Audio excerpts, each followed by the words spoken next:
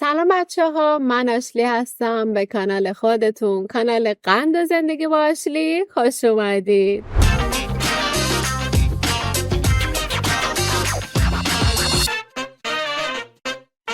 حالتون چطوره؟ احوالتون چطوره؟ من اومدم با یه ویدیو دیگه و یه تست مواد غذایی دیگه. امروز قراره یکی از خوراکی‌های خوشمزه کشورمون رو براتون تست کنم و تجربه خودم رو در مورد جهش قند اون یا اینکه اصلا چه تأثیری روی قند بدن من داره با شما به اشتراک بذارم.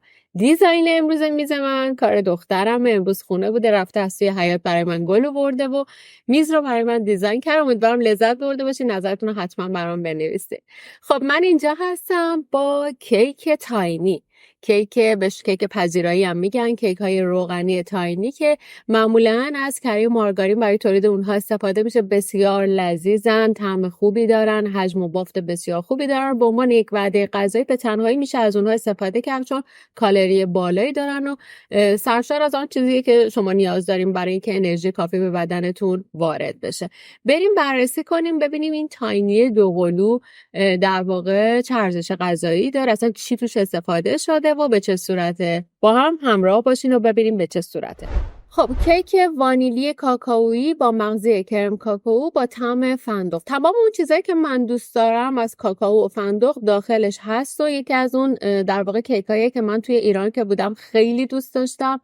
بافت و حجم بسیار لذیذی داره و اون رو معمولا توی سر کار که میرفتم حتما توی کشوی میزم داشتم ازش. حالا بریم ببینیم که کلا چند گرم این دوتا کیکش و کالری و ارزش غذایی اون به چه صورته.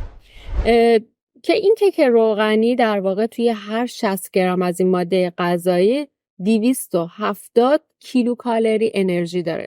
کالری بسیار بالایی داره، یعنی به تنهایی میتونه کالری تقریبا یه روزتو تامین کنه یه جورایی. چربی اون 13.8 که به نسبت مواد غذایی که قبلا تست کردم چربی بالایی داره. پروتئینش 3.9 گرمه، کربوهیدراتش 32.7 گرمه و در واقع سدیم بالایی هم داره. سدیمش هم 155. بریم با هم تستش کنیم ببینیم که بعد از 2 ساعتی که ما این رو میخوریم در واقع چه تأثیری روی بدن ما داره. بچه‌ها کیک هایی که اینجوری من بعد از اینکه این مواد غذایی رو دارم تست میکنم در واقع دقتم قبلا اصلا روی موارد دقت نمیکردم، اما الان وقتی میرم خرید اولین چیزی که روی بسته مواد غذایی نگاه میکنم میزان کالری و موادی که در واقع ارزش غذایی که روی اون نوشته شده. شاید برای شما هم این موضوع تا حالا مورد توجه نبوده، اما بهتون توصیه میکنم که قبل از خوردن این مواد غذایی که به صورت بسته‌ای میخرید حتما روش رو بخونید، چون که همین باعث یه وسواس فکری توی ذهن شما میشه که شاید مقدار کمتری از اون رو مصرف کنید، یا حتما دقت کنید که هر وعده غذایی اون چقدره. مثلا من خودم به شخصه تا قبل از اینکه چیپس رو اینجوری تست کنم نمیدونستم که یه بسته چیپس خودش 3 وعده غذاییه و هر وعدهش 30 گرمه. اینو من اطلاع نداشتم و توی این تست کردن رو متوجه شدم. بهتره که شما مثل من اینو مد نظر بگیرید و یه مقدار وسواس غذایی بهتون میده. به نظر من این وسواس غذایی ارزش سلامتی شما رو داره. کیک رو باز کنیم و با هم شروع کنیم به خوردن. با من همراه باشید. قبل از اینکه من در واقع کیک رو شروع کنم به خوردن بریم یه تست کنیم ببینیم قند من تو این ساعت از روز با اینکه دیشب تا الان چیزی هم نخوردم و 12 ساعت ناشته هستم چند رو به من نشون میده.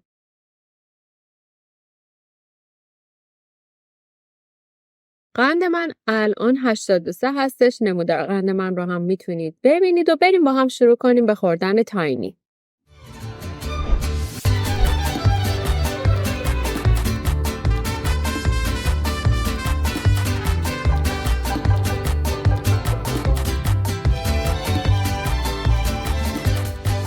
خب بچه‌ها من 2 تا تیکه از کیک تاینی دوقلو رو خوردم. بسیار لذت بخش و لذیذ بود، مخصوصا برای منی که الان صبح و در واقع از دیشب تا حالا چیزی نخوردم. با یه چای گرم گلوی من رو باز کرد و حسابی بهم مزه داد. دلتون نخواد.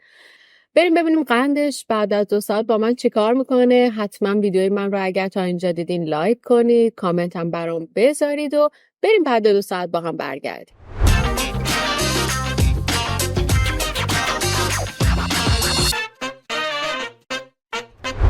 برگشتم بعد از 2 ساعت. بریم با هم دیگه تست کنیم ببینیم که قند خونمون چی شده. بچه این 2 ساعت به سرعت برق و باد گذشت و اصلا من متوجه تغییر ساعت و گذر زمان نشدم. اینقدر که شاید به خاطر اون بود که کالری زیادی به هم داده بود، نه احساس گرسنگی کردم، نه احساس ضعف کردم، نه قندم و انداخت، نه اینکه حال بدی پیدا کردم. و این برای من به عنوان یک تجربه توی این مدت خیلی جالب بود. انتظار داشتم که قندم رو خیلی بالا ببره و به سرعتم بیاره پایین و حالم بد بشه، ولی فعلا که این اتفاق نیفتاده و حالم خوبه. واسه همین میخوایم بریم با هم دیگه تست کنیم ببینیم توی این 2 ساعت نمودار قند من به چه صورت بوده.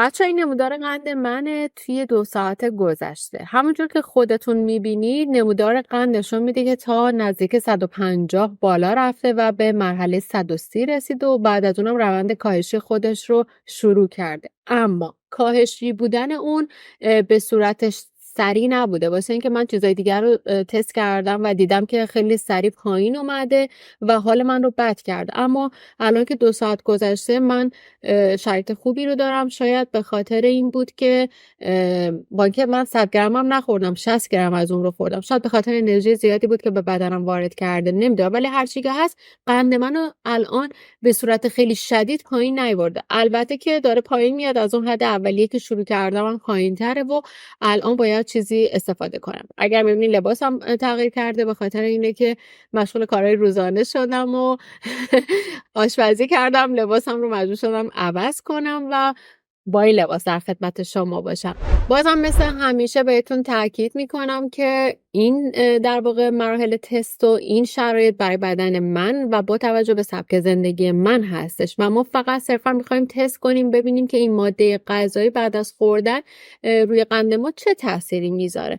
امیدوارم که از دیدن ویدیوهای من لذت برده باشید، براتون مفید بوده باشه.